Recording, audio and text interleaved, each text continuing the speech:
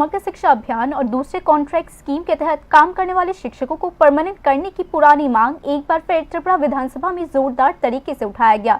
विधायकों ने इन शिक्षकों के भविष्य, वेतन ढांचे और सामाजिक सुरक्षा को लेकर गहरी चिंता जताई है। बुधवार को त्रिपुरा विधानसभा के बजट सत्र के दौरान समग्र शिक्षा अभियान और दूसरे कॉन्ट्रैक्ट योजनाओं के तहत काम करने वाले शिक्षकों को पक्का करने की लंबे समय से चली आ रही मांग को लेकर जोरदार आवाज उठी। कई विधायकों ने इन शिक्षकों के भविष्य को लेकर गहरी चिंता जताई।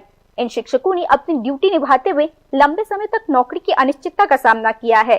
यह मुद्दा विधायक पॉल दानशु ने उठाया। उन्होंने बताया कि 2 दशक से भी ज्यादा समय तक सेवा देने के बावजूद ऐसे शिक्षकों को अभी तक परमानेंट रैंक नहीं दिया गया है। भले ही उन्हें हाई कोर्ट से उनके पक्ष में फैसला मिल चुका है।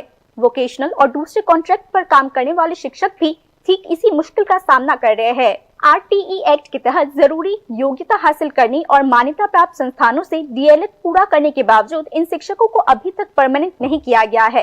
वे न केवल क्लासरूम में पढ़ाने में बल्कि बूथ लेवल की ड्यूटी निभाने, मिड डे मील स्कीम को संभालने और स्कूल के प्रशासनिक कामों में मदद करने में भी अहम भूमिका निभाते हैं। इस संदर्भ में सुप्रीम कोर्ट में दायर की गई SLP को वापस लेने की मांग उठाई गई।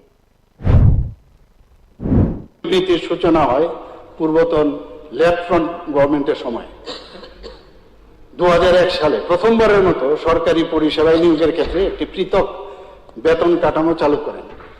परवर्तीते 2007 साले जारी करा है सरकारी निर्देशनार माध्यमे एटाके आरो बेशी करे विस्तृत करें एवं विभिन्न विभागे এই নীতির আওতায় বিপুল সংখ্যক কর্মচারী যাতে মানে দিতে পারে তার জন্য একদম মানে চাপ যাতে একবারে না আসে তার জন্য এই ফিক্সড পে ভিত্তিকটা উনাদের সময় কিন্তু স্টার্ট হয়েছে।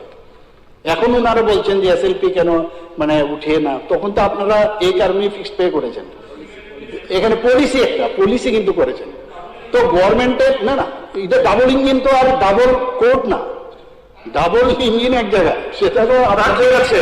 আপনারা প্রতিশ্রুতিবদ্ধ না আপনারা এগুলি সমস্ত করবেন, কিন্তু আপনারা করছেন না। আপনি একটা কথা আপনি বলছেন ডাবল ইঞ্জিন, যতগুলো আমাদের সমস্যা ঠিক আছে তারা কিন্তু সৃষ্টি করেছেন এবং যতগুলো কেস আজকে আমাদের সমস্যা সম্মুখীন হচ্ছি হাইকোর্টে হোক সুপ্রিম কোর্ট হোক, that had been created by during your tenure. यह मामला अभी सुप्रीम कोर्ट में विचाराधीन है, इसीलिए कोई भी अलग कदम उठाने से पहले हम कानून विभाग से सलाह लेंगे। मुख्यमंत्री डॉक्टर मानिक शाह ने कहा, নিয়মিত বেতন স্কেল প্রদান করতে হবে। যদি নিয়মিত আমরা দেই তাহলে অতিরিক্ত প্রায় 4000 কোটি টাকা আমাদের তার মধ্যে আমাদের যাবে। কোথা থেকে আমরা পাবো সেই টাকাটা? এইভাবে দেওয়া যায় না, তো দেয় না এইভাবে, না দেয় এইভাবে, দেয় এইভাবে, আরে এইভাবে দেয় না। লিডার অফ দ্য হাউস বলছে সিএম সাহেব কি শেষ করছে? সিএম সাহেব শেষ করেছে বক্তব্য, তারপর দেখেন না কি মচ্চারি বলি। ইনফ্রাস্ট্রাকচারে সাকসিতে আমরা অনেক কিছু করছি। আরে আমরা সাকসিতে ইনফ্রাস্ট্রাকচার আমরা করছি, তারপর এবং সেখান থেকে যখন আয় বাড়বে তখনই আমরা এগুলো কভার করতে পারবো। কাজে এই কারণে কিন্তু যে সংবিধানের আর্টিকেল 136 এই কারণেই আমরা এই SLP দায়ের করি। अगर SLP वापस ले ली जाती है तो राज्य सरकार को वेतन का लगभग 10% ही देना होगा, जबकि बाकी हिस्सा केंद्र सरकार उठाएगी।